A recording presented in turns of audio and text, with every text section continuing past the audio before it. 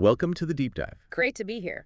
So today we're tackling a really big one, climate change, and specifically how international policy is trying to get a handle on it. Exactly. We've got some material outlining the landscape of global efforts. Right, and our job, as always, is to kind of unpack that, figure out the key takeaways, and understand just how complex this whole thing is. It's definitely complex. No easy answers here. Okay, so first off, the sources mention these big international agreements. We all know they exist, things like Kyoto, Paris. They're the foundation, really, the framework for countries to even start talking and hopefully cooperating. But framework is one thing, action is another. Let's talk Paris Agreement specifically. It gets mentioned a lot. Yeah. How effective has it actually been? Feels like progress is slow. Well, that's the million-dollar question, isn't it? On the plus side, getting almost every nation on Earth to sign on, that was huge. A real landmark. Yeah, symbolically important. Definitely. But the core mechanism relies on these voluntary pledges, the NDCs, nationally determined contributions. Ah, right, where each country says what it plans to do. Precisely. And the current sum of those pledges, it just doesn't add up yet. We're still falling short of the targets needed to limit warming significantly. So that sounds like a major obstacle right there. What other big things are getting in the way of, more unified action? Well, a huge one is just plain old differing national interests. Every country has its own economic situation, its energy needs, political pressures. And balancing that with a global environmental goal must be incredibly tough. It's a constant tension. Plus, you have the whole issue of historical responsibility. Okay, explain that a bit. That's the idea that some countries, contributed more to the problem over time. Exactly. Developed nations, industrialized earlier, put more greenhouse gases into the atmosphere historically. So the argument goes, shouldn't they bear more of the cost now for cutting emissions, for helping others adapt? Right, well, developing nations are saying, hang on, we need to grow our economies, lift people out of poverty. It creates a really difficult dynamic in the negotiations, which leads directly into this concept of climate justice that our sources highlight. Climate justice. Okay, what does that mean in practice here? It's basically about fairness. Yeah. It recognizes that the impacts of climate change, droughts, floods, sea level rise, they hit vulnerable populations in developing countries the hardest. Even though they often did the least to cause the problem. Precisely.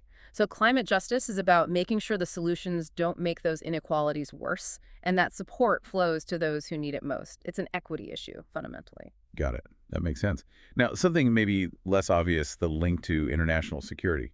How does climate change play into that? Yeah, it's what people sometimes call a threat multiplier. Think about it.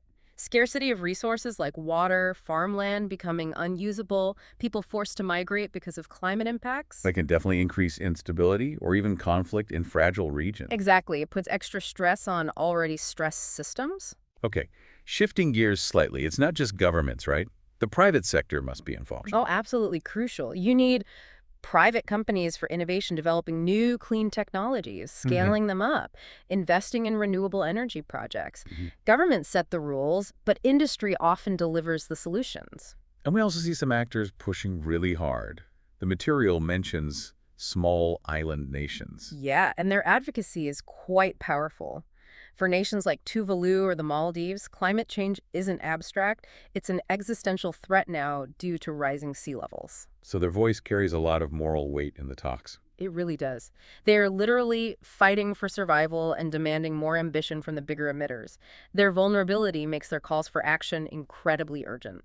That's compelling. And then there's this emerging trend using international courts, trying to establish legal accountability. Yes, that's a newer development, but it's gaining traction. Groups are trying to use legal frameworks, sometimes even suing governments or corporations, arguing they have a responsibility to prevent climate harm. Interesting. So, like, setting legal precedents. Potentially. It's still early days, a bit uncertain how effective it will be long term, but it adds another layer of pressure.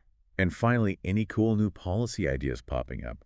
Are we seeing genuine innovation in how countries approach this? Definitely. Beyond the big agreements, there's lots happening. Carbon pricing taxes or cap-and-trade systems is becoming more common.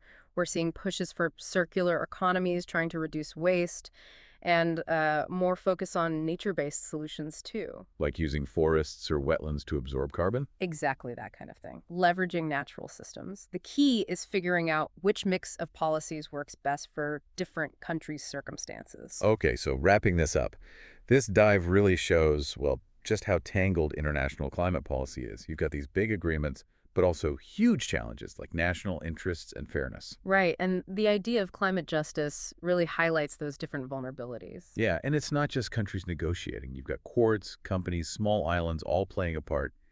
It's truly multifaceted. So that leaves a big question for you listening in. When you think about all these interconnected pieces, the politics, the economics, the science, the justice issues, what single factor do you think holds the most power right now to either really accelerate or seriously stall effective global climate action in the coming years? Something to think about.